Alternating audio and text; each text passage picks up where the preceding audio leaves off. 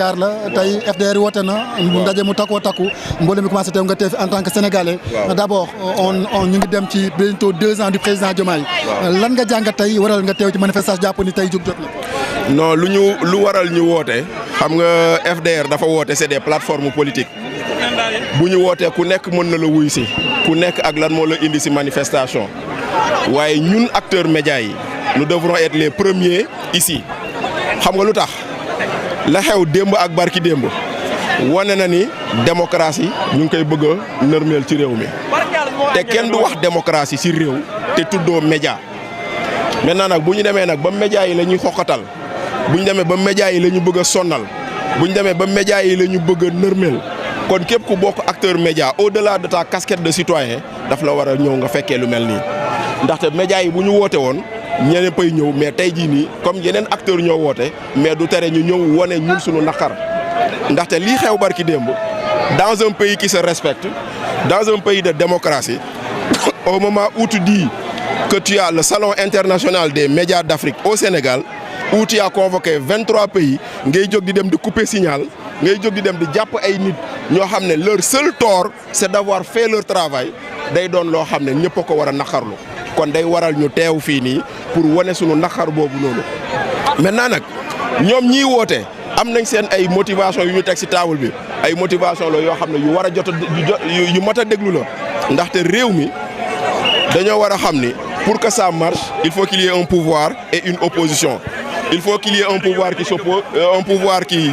gouverne et une opposition qui s'oppose maintenant opposition yi ñoom lu ñu mën di wax c'est au pouvoir de l'analyser de le décrypter pour xool quelles sont les mesures correctives à apporter à cela kon nag ñoom seen motivation comprendre nañ ko mais moi ma présence ici elle n'est due qu'à un seul fait moo di ne la xewoon démb pour naqarlu ko da ngay ñëw fépp fu ñuy ñaxtu nga ñaxtu ko foofu. alors le 8 ba tey jëm ci wàllum politique moom PM woote na benn meeting politique ñëpp xam nañ que ni amaana nekkuñu ci période campagne électorale en tant que sénégalais lan nga jàngatee.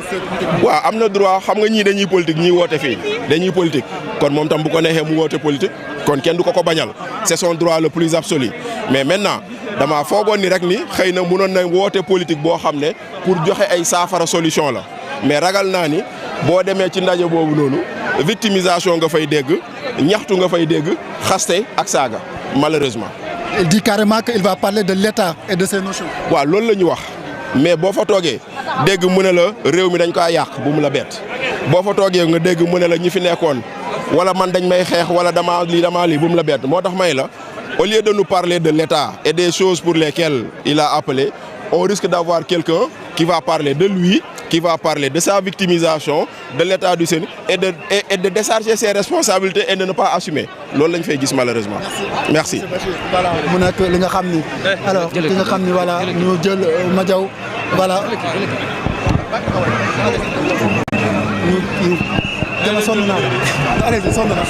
alors ba tey ñu ngi ci marche bi ñu bàyyi la nga présenté wu sëñ bi. Bon, bonjour, assalamu alaikum. Je m'appelle Khalidou Ba. Je suis un jeune leader sénégalais et un étudiant. Alors, lan moo waroon sa teewaay tey fii ci marche FDR bi. Bon, on était venu ici en tant que jeune leader et en tant que jeune étudiant à venir de demain pour pouvoir dénoncer bien sûr ce qui se passe actuellement dans notre pays. Parce que vous n'êtes pas sans savoir que ce temps-ci, notre pays est en train de traverser des zones de turbulence et qu'au niveau démocratique, mais surtout au plan de la justice. Et vous savez, il y a certains de ces droits qui sont fondamentaux et c'est sine qua non, donc c'est des droits qu'on doit respecter. Et c'est d'ailleurs même consacré par la Constitution. Je pense que les articles 7, 8, 9 jusqu'à 25 de la Constitution du Sénégal le prévoient. Mais également, on a la Charte africaine de la démocratie, des élections et de la bonne gouvernance. À ces articles 4, 5, 6, 27 et 32 qui le prévoient. Quand on prend également la Charte africaine des droits de l'homme des peuples, c'est prévu par les articles 1, 2, 3 jusqu'à l'article 25. On peut également citer le pacte international relatif aux droits civils et politiques qui prévoit également cela à l'article 6 jusqu'à l'article 24. On peut également citer le pacte international sur les droits économiques, sociaux et culturels qui a prévu ça à l'article 6 et 25. C'est pour dire que tel au plan national comme au plan international, il y a beaucoup de choses, il y a beaucoup de textes qui ont été prévus allant dans ce sens-là. Et vous savez, les droits fondamentaux sont des droits inaliénables, c'est des droits qu'on ne peut pas céder comme ça. Et vous savez, certes, on dit que le Sénégal, c'est le pays où il y a la démocratie. Tels même disent que le Sénégal, c'est la vitrine de la démocratie, ça c'est vrai. Mais quoi qu'il en soit, par rapport aux autres pays de l'Afrique. On peut dire qu'aujourd'hui, le Sénégal, nonobstant ce qu'il est en train de vivre comme ça, c'est un pays exemple. Parce qu'on n'est pas sans savoir ce qui se passe actuellement au Mali, vous l'avez vu récemment, au Cameroun, vous l'avez vu actuellement ce qui se passe au Mali, vous l'avez vu au Soudan, effectivement, au Tanzanie, au Tchad. Il y a beaucoup de pays africains actuellement, voilà, effectivement, qui sont dans des soucis incommensurables, indescriptibles et inimaginables. Donc, quoi que l'on puisse dire avec ce qui se passe actuellement au Sénégal, donc ça, c'est un exemple que je peux dire. Voilà, merci beaucoup. Donc, c'est bon. Alors, Madiaw waa kër Amadou Ba ngay seen ne Dieye. Voilà Dieye jubal ma waa kër Amadou Ba Madiaw. alors Madiaw nan nga gisee cette manifestation boo xam ne mi ngi door. waaw une forte mobilisation boo xamante ni tey nemmeeku nañu ko fii ci diwaanu Bourguiba opposition bi ñoom ñëpp leaders yi daal di fi daje ñëw fas yéene amal seen ñaxtu muy démocratie nag nu ci bég bu baax ndax Sénégal wane na tey